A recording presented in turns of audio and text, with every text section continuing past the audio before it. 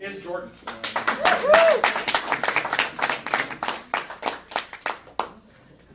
Chances are, almost everyone in this room has known someone who has gone through depression. In fact, over 121 million people worldwide suffer from depression daily, according to the World Health Organization. Depression is, well, for lack of a better word, a depressing subject, especially when it comes to teenagers. 2/3 of all teenagers suffering from depression don't seek treatment, which can lead to self-harm, drug and alcohol addiction, and yes, even suicide. And that's what I'm here to talk about.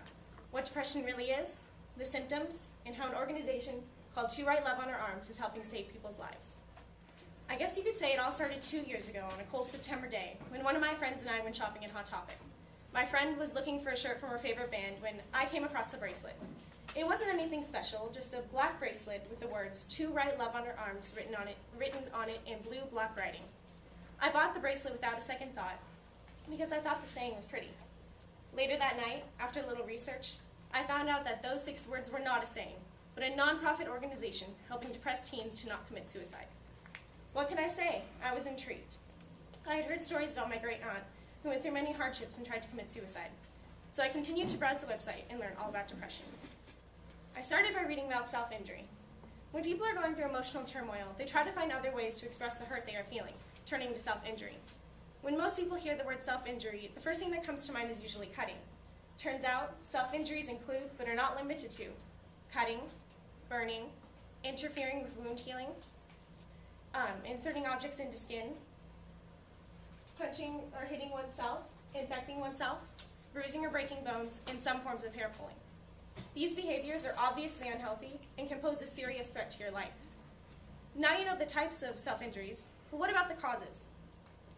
The causes listed on To Write Love on Our Arms website are emptiness, inability to understand or express one's emotions, loneliness, fear, past abuse, and of course, depression. When someone cuts or burns themselves, that is just their way of coping with one or all of the reasons I just listed. Now, don't get me wrong. Not everyone suffering from depression is hurting themselves. There are other ways you can cope with your emotions. The next information I read about was eating disorders and drug and alcohol abuse. Technically, eating disorders and drug and alcohol abuse are also other forms of self-harm. They are addictive and very hard to stop. Let's get this clear. Drug and alcohol abuse are generally not suicide attempts, just other ways of coping with your emotions. As I continued to read To Write Love on Our Arms website, I found that they listed outside websites for help, such as www.selfinjury.com, which provides safe alternatives to express your emotions. The facts I read were shocking. According to the World Health Organization, approximately 1 million people die from suicide every year, which adds up to 1 death every 40 seconds. In 2020, it is predicted it will be every 20 seconds. In the past 45 years, suicide rates have increased 60% worldwide. Mental health disorders, such as depression and substance abuse, account for more than 90% of all suicide attempts.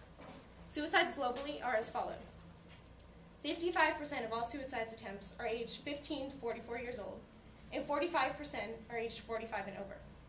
Youth suicide is increasing at the greatest rate. Back to what I said about 1 death every 40 seconds.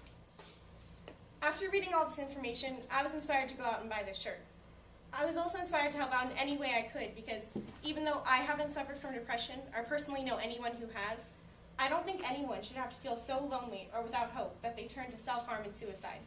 It is incredible what To Write Love on Her Arms has done. Not only do they provide outside websites for help, but they provide contact information so you can go to them with your personal questions.